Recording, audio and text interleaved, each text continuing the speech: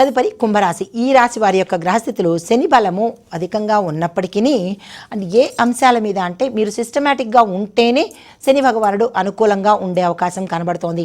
అంటే నియమబద్ధతి క్రమ పద్ధతి మీదనే ఆయన యొక్క ఫలితాలు ఉండబోతున్నాయి. వ్యాపారము ప్రొఫెషనల్గా గుర్తింపు ఇచ్చేటట్టుగా కనబడుతోంది. కర్మ ఫలితాల మీద ఎక్కువగా ఫోకస్ చేస్తాడు. రాహు అనుకూలము ఎలా ఉండబోతోందంటే కొత్త అవకాశాల మీద ఉంటుంది, కానీ మీరు తీసుకోలేని పరిస్థితి ఏర్పడుతుంది. అయితే ట్రావెల్ అండ్ ఇన్నోవేషను ఈ అంశాల మీద మంచి ఫలితాలని చూపిస్తున్నాడు. బుధ దృష్టి విద్య కమ్యూనికేషను ట్రావెల్స్ ఈ అంశాల మీద ఎక్కువ ప్రభావం చూపిస్తున్నాడు. ఓవరాల్గా చాలా చక్కగా ఉండబోతోంది, ఒక్క శని భగవానుడిది రాహుది మినహా. అయితే ఈ విద్యార్థులకు చూసుకున్నట్టయితే ఈ వారం చాలా అనుకూలంగా ఉండబోతోంది.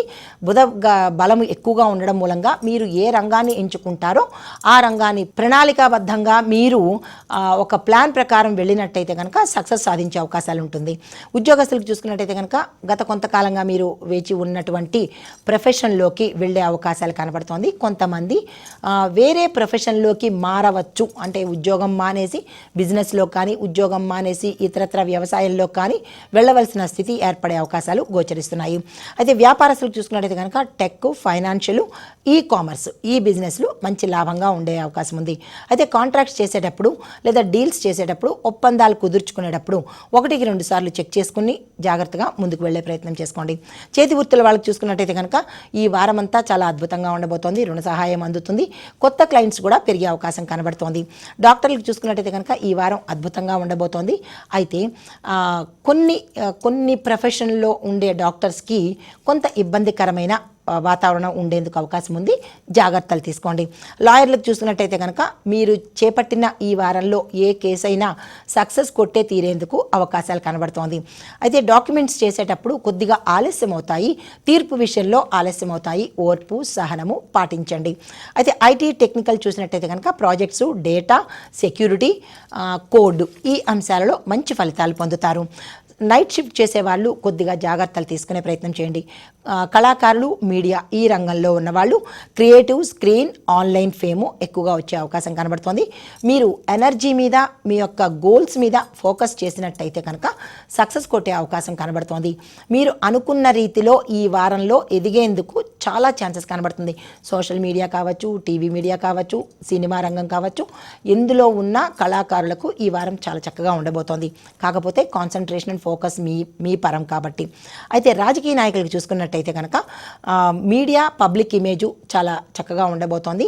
ఈ వారం అంతా మీరు ఏది చేపట్టినా ఏ పని చేసినా సక్సెస్గానే ఉండబోతోంది. కొత్తగా రాజకీయ రంగంలో రావాలనుకున్నా, ఏదైనా పని చేయాలనుకున్నా, ఏదైనా పథకాలు ప్రవేశపెట్టాలనుకున్నా ఈ వారం చాలా చక్కగా అనుకూలంగా రాజకీయ నాయకులకు ఉండబోతోంది.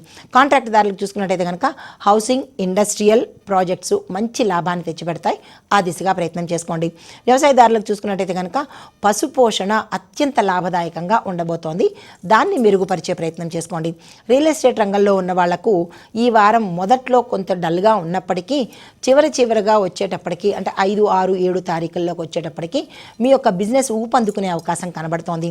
ఆటోమొబైల్స్లో చూసినట్టయితే కనుక సేల్స్ పెరిగే అవకాశం ఉంది, కానీ సర్వీసు, రిపేర్సు ఈ అంశాలలో కొద్దిగా ఇబ్బందికరమైన వాతావరణం యాజమాన్యం ఫేస్ చేయబోతోంది. అయితే గోల్డ్, సిల్వర్ చూసినట్టయితే కనుక ట్రేడింగ్లోను, సేవింగ్స్లోను మంచి ఫలితాలు పొందుతారు. లాభాల విషయంలో కొద్దిగా డల్గా ఉండే అవకాశం కనబడుతోంది.